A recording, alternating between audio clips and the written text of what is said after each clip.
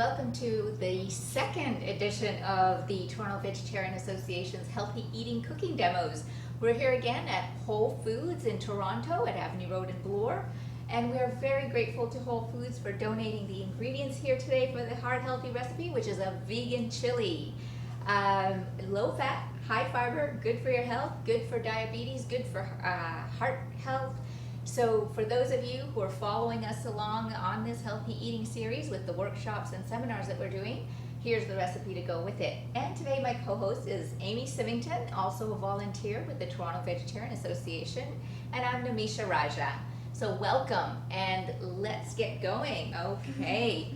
Well, today we're making a very, very healthy chili. Now you may have a chili recipe and you think, oh, well, that's not exciting. But we're doing a few things differently here tonight so that we're taking the extra fat out, and you'll see, like we did last time, there's no oil in this recipe. So we're going to start by heating up a little bit of water. So just about a quarter cup, you know, give or take, and get the pot nice and hot. And that actually replaces the oil. So we're actually sauteing or steam frying. We start with a medium chopped onion, and Amy, you did a fabulous job of chopping the onions. Thank you. All right, so we're gonna just give the onions a stir, and you know what? This gives you the same effect as sauteing with oil. We're going to add our carrots next, and our celery. Okay, so I've chopped up 2 to 3 carrots, depending on how big they are. And you know, this is, again, a very forgiving recipe. A little more of this or a little less of that, and we're totally fine. So we've got 1 onion, 3 carrots. Did we do 2 or 3? There's 3 carrots. Okay, there is 3 carrots in there. Okay, so, you know, again, use your judgment, and of course it's going to depend on how big a pot you have. But what you're aiming for here is a good amount of vegetables. Okay, so we've got our celery and carrots and our onions in there. And next, we're going to add the soy sauce. And we've got 2 tablespoons of soy sauce. I'm going to let the vegetables cook until the carrots are not mushy, but softened enough that when you poke them with a fork, the fork goes in. What we're doing is a healthy recipe that diabetics can eat. Okay, so if you're battling high cholesterol, high blood pressure, what we're doing today is using all the ingredients that are good for your heart, that are good for diabetes. If you'll notice, everything we've got in here has fiber in it. Celery has fiber, onions have fiber, carrots have fiber. And of course, when we get to it, and we will very shortly, the beans are an enormous source of fiber. And beans are also protein. So this can easily serve as a main course. Now, the other ingredient I'm going to add in here is, can you pass me the measuring spoon? Of course. Is about a tablespoon of prepared mustard. There, it's oozing out here. This is gonna need some help. And I'm not usually one for measuring, but you know, just because we're doing this on camera, actually, you know what, forget it. I'm not gonna measure because it's not working. We're just gonna squeeze in about a tablespoon of mustard. I'm just eyeballing it here, folks, but if you like to measure it out, you can. We're looking at about a tablespoon. Now, if you find that the vegetables are starting to stick, you can add a little bit of extra water. But otherwise, you know, the vegetables will also release their water. So now I can see just by looking that the carrots aren't quite soft yet, but I'm going to add the peppers in. You can add them in a little bit later if you like, if you want to preserve the crunch of the peppers. But I like, in a chili, I prefer things sort of cooked. So I've added the peppers, and I'm adding about a tablespoon. Yep, that's a tablespoon. That's a tablespoon there of chili powder. Now you can go pretty generous with the chili powder. It adds wonderful flavor, and of course that's what makes chili chili. is the chili powder. And I am actually going to add a little bit more water. Use your judgment. A few tablespoons at a time. You don't need a lot. And this will also help the vegetables cook further. Now, in terms of vegetables to add to make it diabetic friendly, which types of vegetables would you avoid using?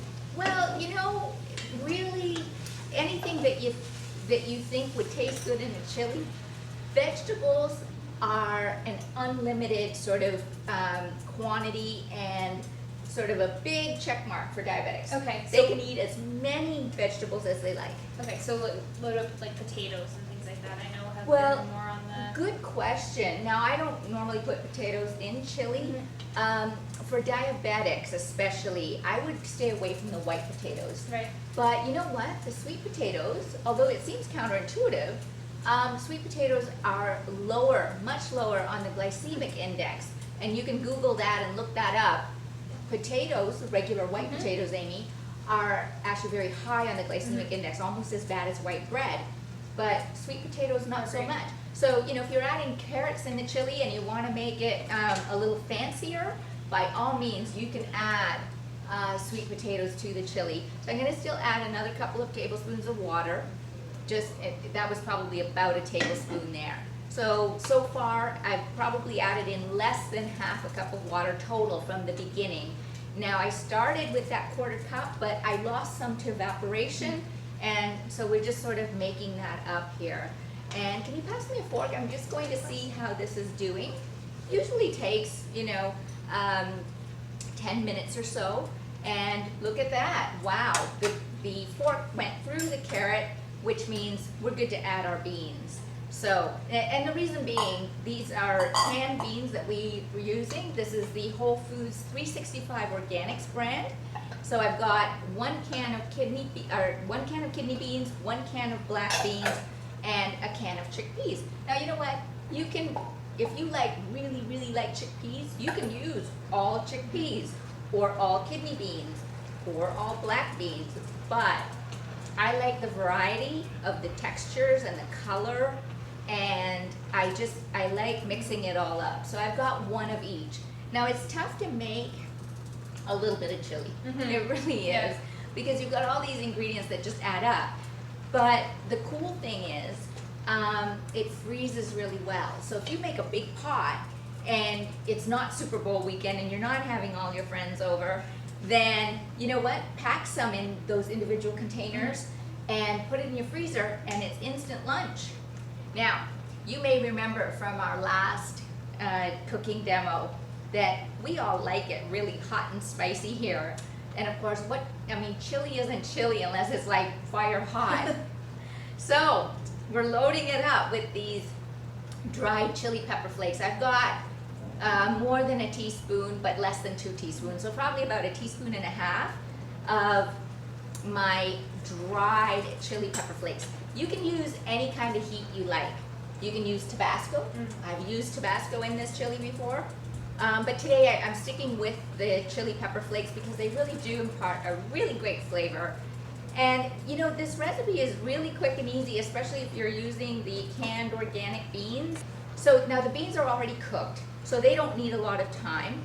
And the vegetables are looking really good. Okay, but I am gonna add my twist of pepper in here now, black pepper. And the fresher, the better. You can use your pre-ground stuff, but if it's been sitting in your spice rack for a while, chances are it's lost its punch. But if you use a pepper mill, you're getting that pepper punch. Okay, so as this cooks, you'll see the vegetables are all starting to look really good. I've already tested the carrots. When you can easily poke that fork in through the carrots, you can add the tomatoes in. And you're gonna use that full can, so 28-ounce can of crushed tomatoes. I'm gonna just turn the heat down. I started out with high heat because I wanted that water really hot to be able to do that sauteing. But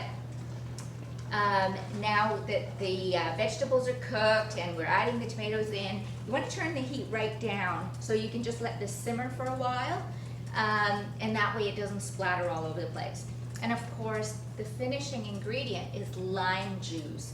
This, again, in addition to the vitamin C from the tomatoes, we're getting vitamin C from the lime juice. The ingredients work together, not only to taste good, but they're all serving a nutritional purpose too. And we've got fiber galore in this recipe. And we're adding the garlic at the end, so we get that big garlic punch. And that's it. You want to let this probably simmer for about 10-15 minutes to let all the flavors combine.